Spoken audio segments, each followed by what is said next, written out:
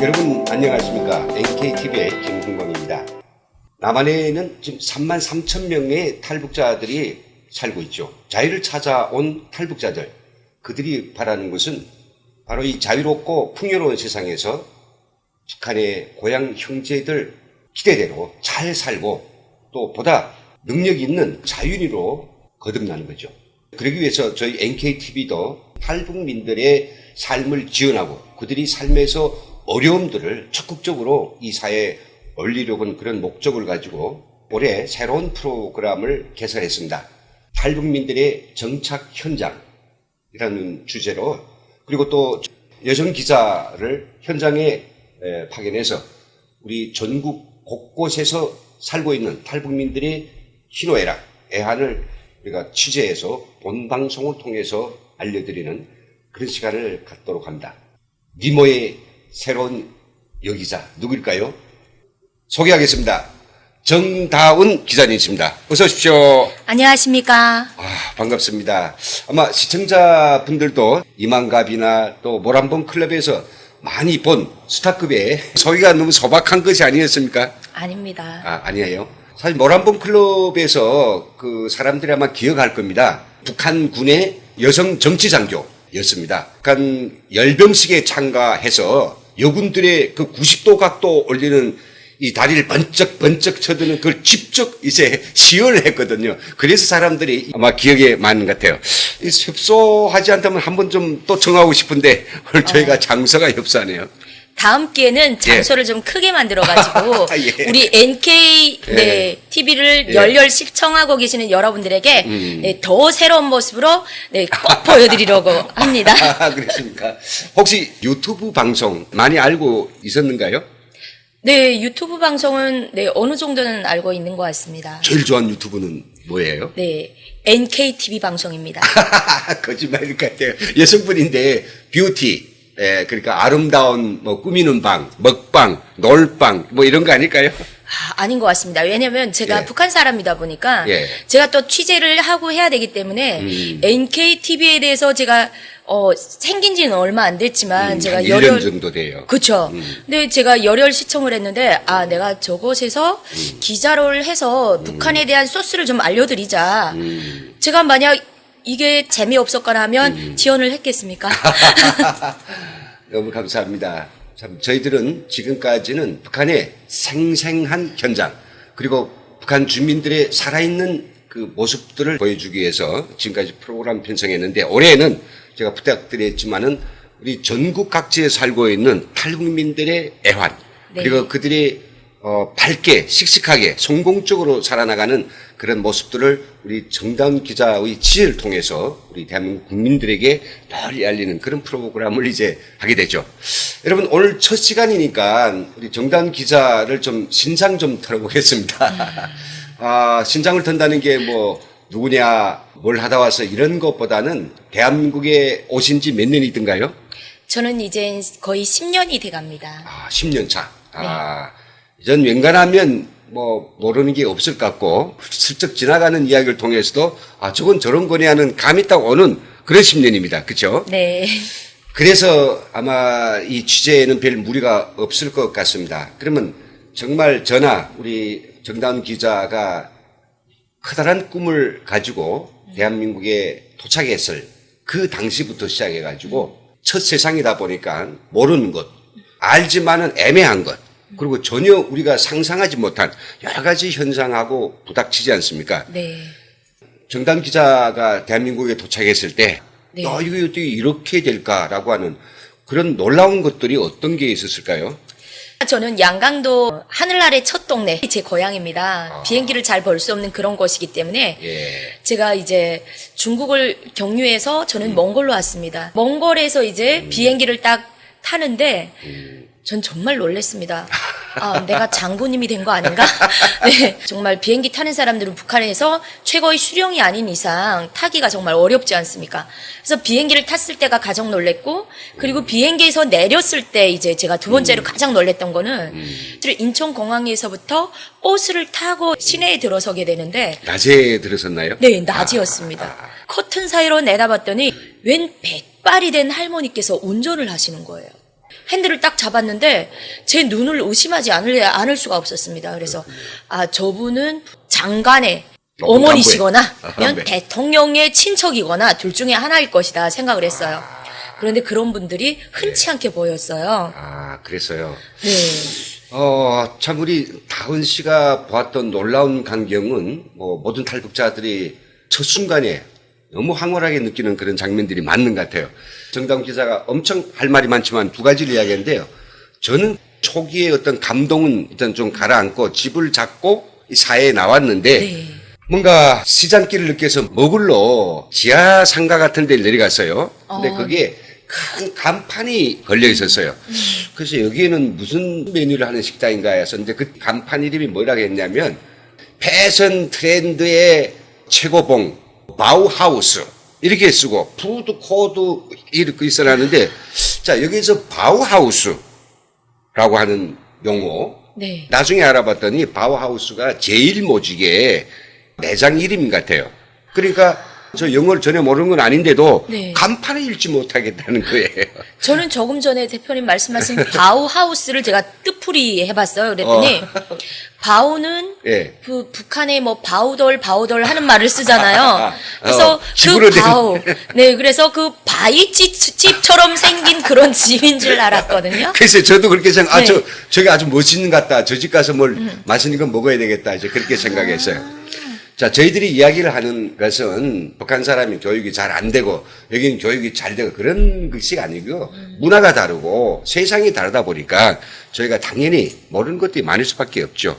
그쵸. 그런 것들을 다 우리가 정착 과정에 그 어려움을 겪고 나서 비교적 본격적으로 목표를 가지고 자기가 가려고 하는 그런 꿈을 향해서 이제 도전을 하게 되는데 10년 차 우리 정당 기자가 봤을 때 그 10년간의 굵직굵직한 노정들을 좀 말씀해 주시죠. 어떤 과정들을 걸쳐서 오늘이 되었는가? 저는 일단 한국에 와서 그러더라고요. 다 일단 먼저 대학교부터 다녀서 한국은 경력과 학력 인증 사회다라고 하더라고요. 그래서 일단 그럼 공부하자. 네, 그러고 나서 제가 대학교부터 들어갔습니다. 덕성 여자대학교를 들어갔는데 살짝 제가 놀랬던 점이 있습니다. 왜냐하면 여자들만 있는 부대에서 10년을 있었는데 120개월. 그러고 이제 전역을 해서 한국에 왔는데 이름인 줄 알았습니다. 덕성여자대학교 이름인 줄 알았어요. 왜냐하면 할머니 뼈다귀 해장국 집도 있고 조금 전에 바우하우스도 있으려면서 그래서 저는 들어갔는데 여자들만 있더라고요. 너무 놀랬기도 하고 조금 실망도 했습니다. 우리 북은 여자대학교가 없으니까요. 없죠. 남자들이 있을 줄 알았는데 네 이제 여자들만 있더라고요. 좀 아쉬웠어요. 많이 아쉬웠습니다. 오히려 편하고 부담 없이 더 재미나고 여성들만이 대학인가 그렇진 않네요. 그쵸. 10년 동안 여자들만 하고 있다가 연애도 못 해보고 있다가 네, 또 남자들 없이 4년을 또 여자들하고 보내야 된다는 점이 제가 아찔했거든요. 그러네. 고등학교를 졸업하고 바로 군에서 몇 년을 복무했던가요? 10년, 120개월을 했습니다. 120개월을 정말 제대해서 바로 남쪽으로 온 거 아닙니까? 네, 맞습니다. 예. 그 여성 장교가 남한을 와서 덕성여자 대학교를 졸업했습니다. 그 다음에 이제 어떤 과정들이 있었어요? 그러고 나서 저는 덕성여자대학교를 나오게 되면 무조건 제 앞길이 다 열리는 줄 알았습니다. 그래서 열리는 줄 알고 제가 졸업을 하자마자 취직을 하려고 했는데 경력부터 짚더라고요. 그래서 없이 그러면은 내가 자원봉사처럼 하겠다. 돈을 안 받고 취직을 하겠다라고 해서 제가 요양보호센터라는 곳에 이제 사회복지사로 들어갔습니다. 월 50만 받고 교통비밖에 안 내는 거죠. 야, 그 고급 인력인데 대학교를 졸업한. 그것도 이제 저희 집은 양천구에 있는데 일을 하는 곳은 사당역이었어요. 아이고. 그 센터장님이 또 목사셨어요. 자, 이 길을 가지 말고 목청이 좋으니까 목사를 가자. 목사 공부를 하자. 그랬네. 그래서 처음 제가 이제 성경책을 봤는데 예. 엄마 이게 웬걸? 당의 유일세상 책의 10대 원칙과 거의 비슷하더라고요. 어머 이게 우리 장군님 걸 여기 갖다 베껴왔구나. 장군님 뺏겼구나. 네. 아니요. 우리 장군님 거 여기서 뺏겨왔고. 교회에서 벗겨왔구나. 야, 이럴 수가 있나. 그래서 제가 물어봤어요. 이런 거지 않냐. 그게 아니다. 너희들이 가져갔던 거다. 그러더라고요. 그러네. 그래서 또 먹사기를 조금 생각을 해봤어요. 제가 시간이 안 되더라고요. 연애도 해야지, 결혼도 해야지. 그렇죠, 그렇죠. 예, 그래서 아, 정말 저는 이제 할 얘기가 많은 것 같습니다. 예. 다음 회차에 제가 북한군에서 연애 얘기도 할 거고요. 아, 여러 가지 들려주십시오. 얘기를 제가 다 해드릴 겁니다. 예. 대학교를 졸업하고 취업을 하려고 하니까 이제 그런 난맥이 있었고. 네. 그래서 지금은 군 안보 강사인가요? 지금은 두 가지를 하고 있습니다. 네. 정부에서 하고 있는 국방부 안보 강사, 또 아. 하나는 정부에서 하고 있는 예. 통일부 통일교육원 강사로 두 가지 일을 하고 있습니다. 통일교육 전문 강사. 네, 맞습니다. 전문 그러네요. 강사. 거기다 또 이제 저희 NKTV를 위해서 또 네. 개건 기자로서 또 활동을 해 줘야 되니까 참 할 일이 많은 것 같습니다. 그렇지만서도 난 요걸 꼭 하고 싶었는데 이건 내 길이 아니야. 근데 어쩔 수 없어. 조건도 안 되고 환경도 안 되고 밀어준 사람도 안 되고 학연, 혈연, 지원도 없고 그게 아쉬운 것이 혹시 있었을까요? 있습니다. 아. 저는 사실 그 패션과 뷰티에 굉장히 욕심이 많았어요. 그래서 저는 그것 때문에 어떻게 들어갈 방법을 처음에 와서 모르다 보니까 제가 간호조무사학원에 들어갔는데 그랬군요. 그게 저랑 조금 안 맞는 것 같아서 바로 나왔고요. 그런데 이것을 누가 알려주는 사람이 없더라고요. 뷰티와 패션 쪽을 어디 가서 말도 못하겠고 그때 당시는 그러니까 이렇게 참 눈을 뜨고도 이게 어디를 갈지 참 당황스러울 때 있고요. 또 모르기 때문에 뿐만 아니라 어떤 때는 참 위험한 길도 있었습니다. 다운 씨한테는 다가오지 않았는지 모르겠는데 저한테는요.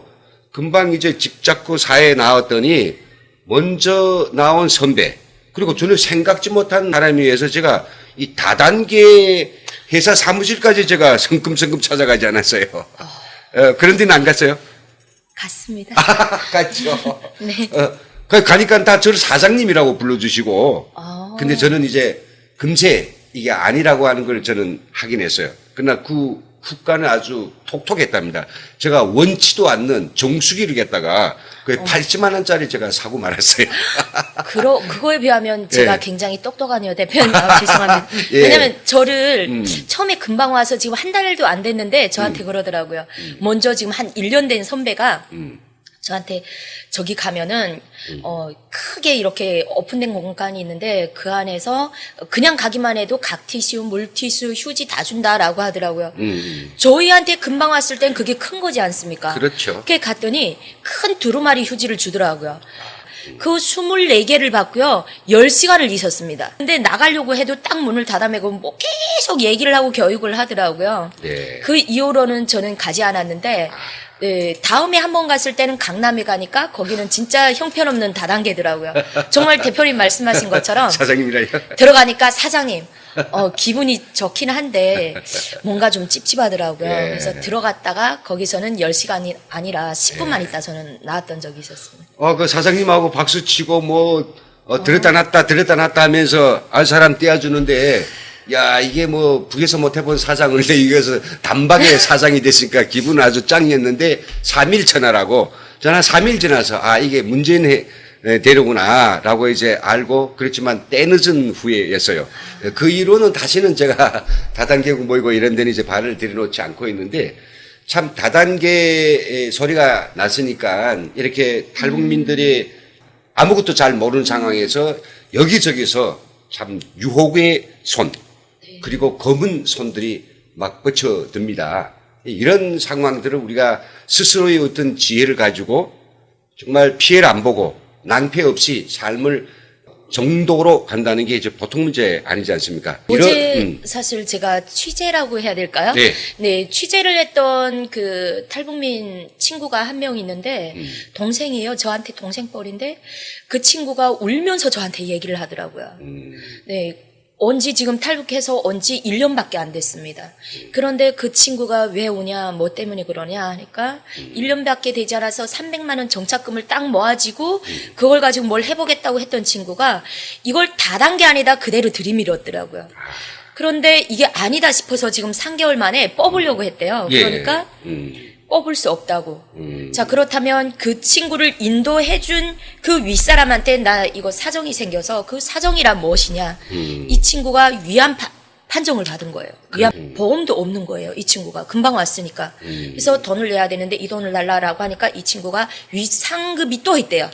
올려 하다 보니까 그게 언제 걸릴지 모른다. 이 돈을 한 7년 후에는 뽑을 수 있다는 거예요. 결국엔 이 친구에게는 300만 원이 큰 아버지, 어머니, 오빠, 언니였던 이 돈을 뽑지 못하고 지금 어제 입원을 한 거예요, 저녁에.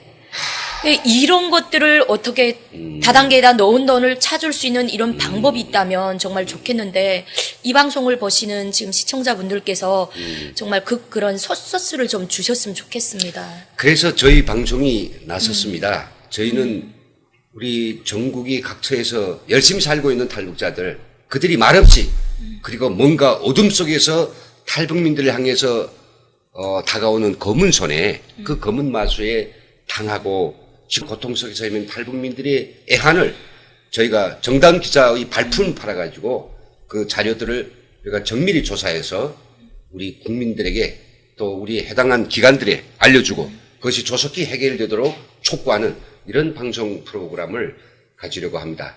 오늘 바로 그 첫 시간이었는데요. 탈북민들이 어려움을 겪는 어떤 곳이라도 우리가 달려갈 준비를 갖추고 있는 정다운 기자, 그리고 제가 카메라를 메고 출동을 하겠습니다. 대한민국 탈북민들을 돕는다고 하는 남북 하나 재단, 그리고 전국의 34개의 하나센터들, 그리고 주간 부서들 정신을 좀 바짝 차려야 되겠습니다. 저희가 현미경과 그리고 잣대와 카메라를 가지고 탈북민들을 어떻게 진정으로 돕고 있는지, 그들이 당해야 될 것을 당하고 있는지 정다운 기자는 열과 성을 다해서 뛸 것입니다. 그리고 전국에 계시는 우리 탈북민들 어려움이 생기면 저희들한테 제보를 해 주십시오. 정다운 기자와 제가 달려가겠습니다. 그럼 여기서 간단히 기자의 소개를 마치는 것으로 끝내고 여기서 우리가 인사드릴까요? 네. 예, 탈북민들 힘내십시오. 아자아자 화이팅!